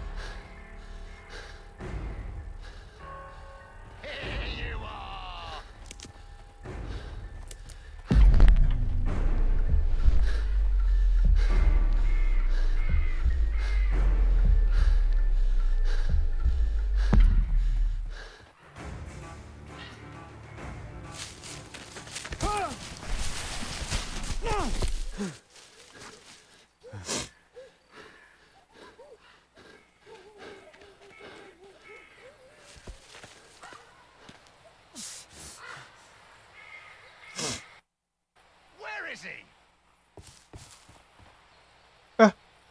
He was poor. This man was killed recently. The body is still warm. Find him, boys. Find him.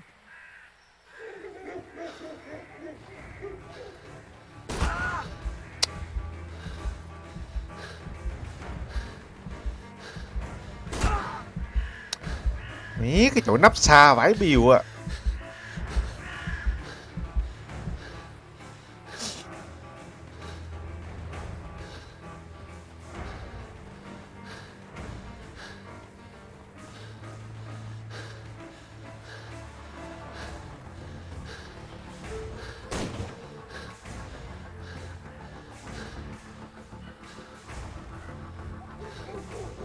Hungry today.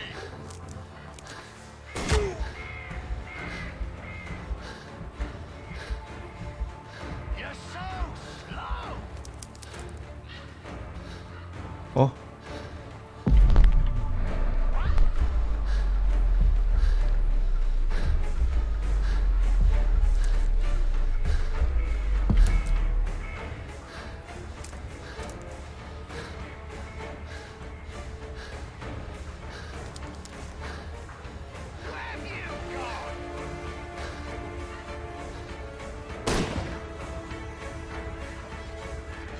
I like to call this the swamp of despair.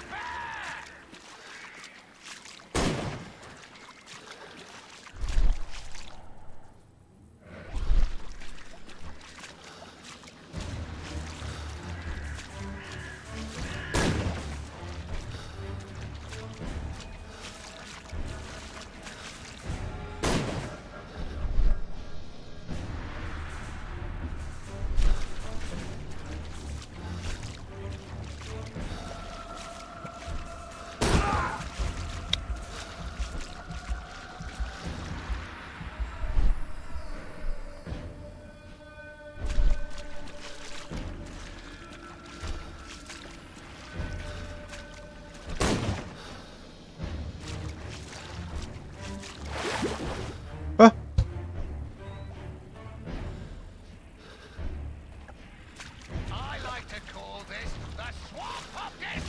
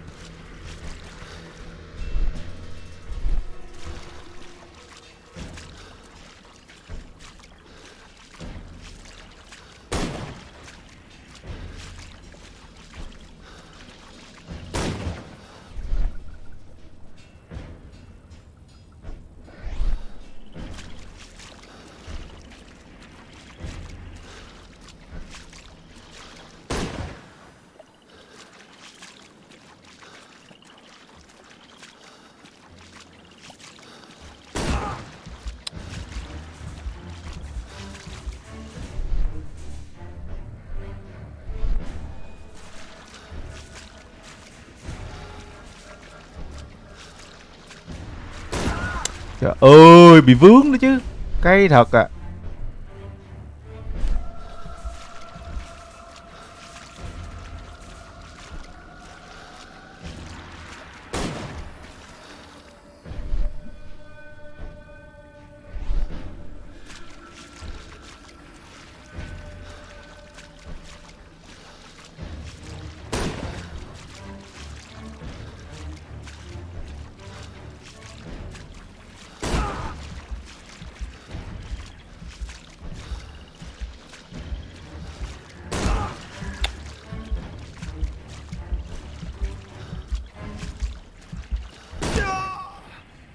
Ủa? Cái gì à?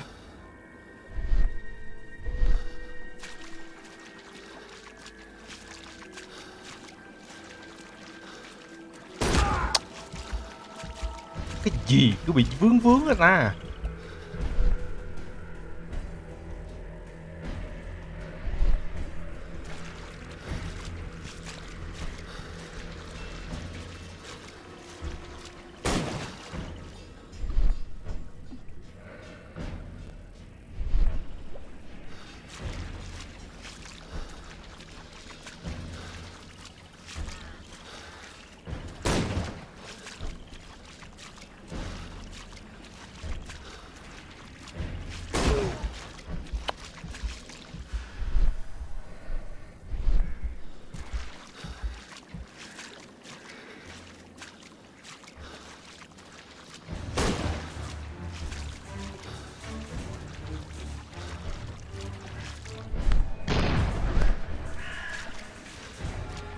Phát.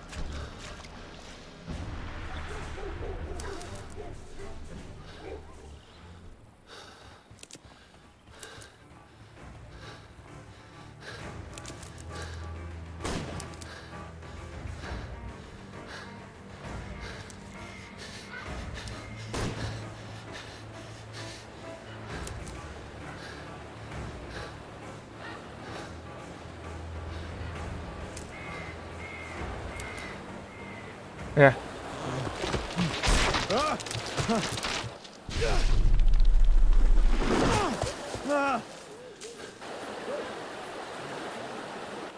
You won't get far.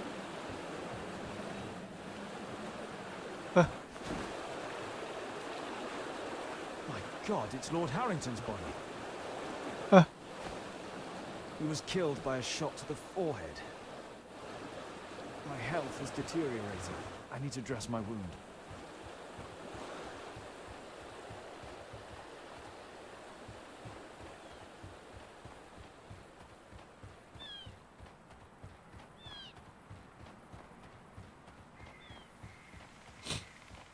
Đây là có nhà đây. Mới vừa ăn đầu mà căng thẳng quá, căng thẳng quá.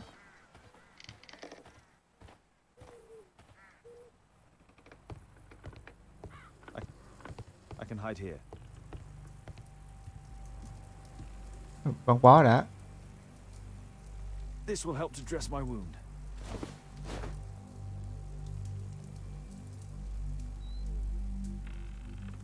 The Quartermain Club.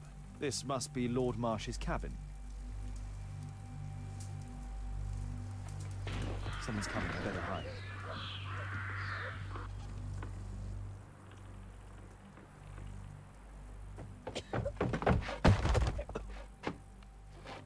Breathe, Lord Marsh.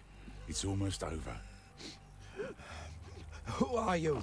George Hurst from the 1st Lovett Scouts, here to deliver justice. An old soldier. How ironic. Did we refuse you on our special education program? It's true, I was refused.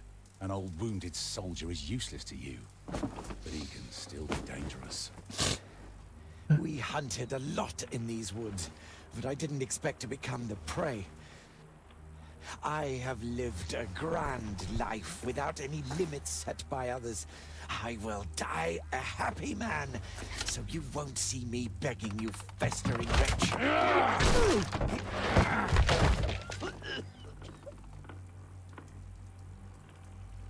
Prepare to meet your maker.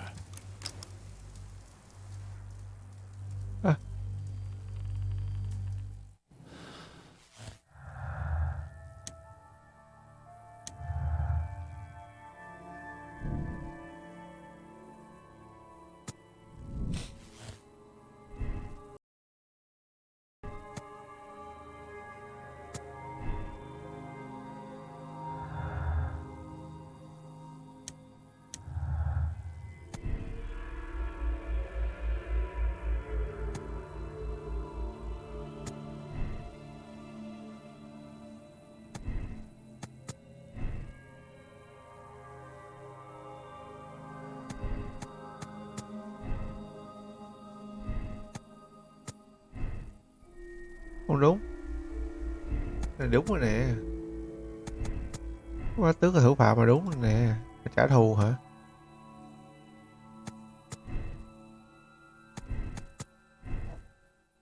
Không, trả thù là đúng.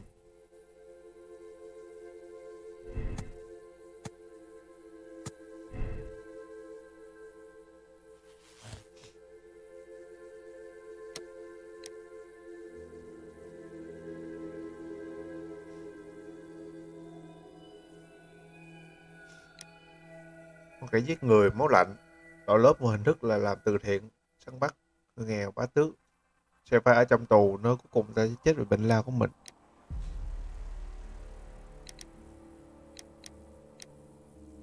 Không, mình sẽ quyết định chọn cái này. Ác. Không có khoan hồng. George, lower your rifle, please, for Tom's sake. Holmes! My, an almost worthy opponent. Tom? My Tom? If you've endangered my lad in any way, you will pay dearly. I assure you that Tom is safe in London with a well-trusted friend. And now it's time to end this. By all means. George, listen to me. If you're seeking an apt punishment and vengeance, killing Marsh will give him exactly what he wants. He would die knowing that he had fulfilled his life through his absolute control of it. But if you allow Marsh to live and be arrested, he will suffer a punishment far greater than you or I could deliver. His ball and chain will be the debilitating tuberculosis. It will drag him painfully and slowly to his demise behind bars. You're mad. You're both mad. Let's go and find Tom. Not just yet. See, Lord Marsh, you will die here, although not by the gun. You'll die slowly. Don't do this, George. Detective, take a look here.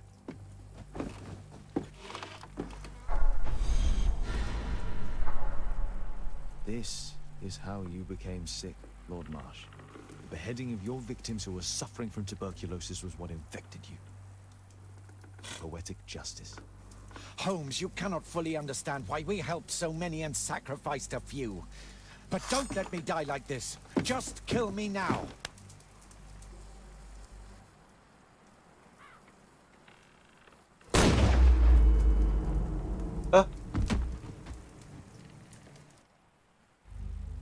I understand your view, Mr. Hurst. I really do, but I couldn't allow you to continue.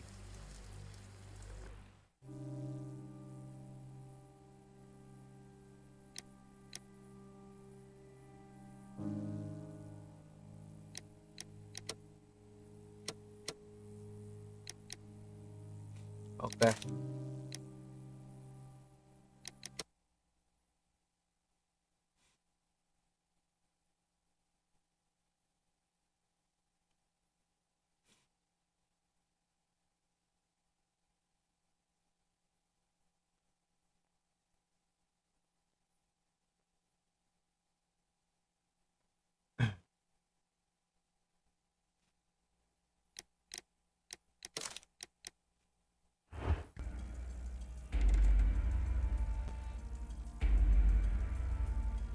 Thế là mình đã hoàn thành được vụ án đầu tiên trong series Sherlock Holmes, phần game Sherlock Holmes The Devil of Daughter. Rất cảm ơn các bạn đã đồng hành cùng Tũn tham gia phá án. Và nếu các bạn thích kênh của Tũn, có thể cho Tũn một subscribe, một nút chuông thông báo để khi biết các bạn sẽ biết khi mà Tũn ra video mới. Các bạn cũng có thể ủng hộ Tũn qua các kênh donate mà Tũn đã để ở dưới góc trái màn hình. Cảm ơn các bạn đã theo dõi. Và Sherlock Holmes sẽ được lên sóng hàng ngày vào lúc 8 giờ tối tất cả các ngày trong tuần. Một lần nữa cảm ơn các bạn đã theo dõi. Hẹn gặp lại các bạn vào ngày hôm sau. Bye bye.